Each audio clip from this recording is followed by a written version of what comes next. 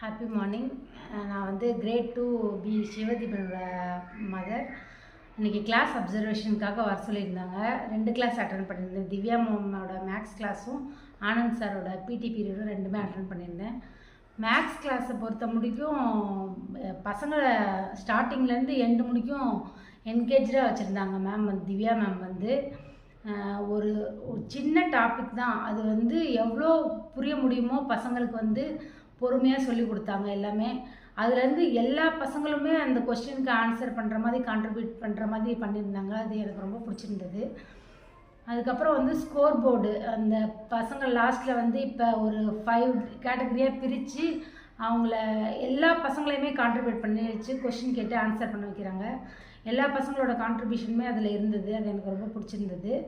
அடுத்து வந்து மேக்ஸ் இது பிடி பீரியடு.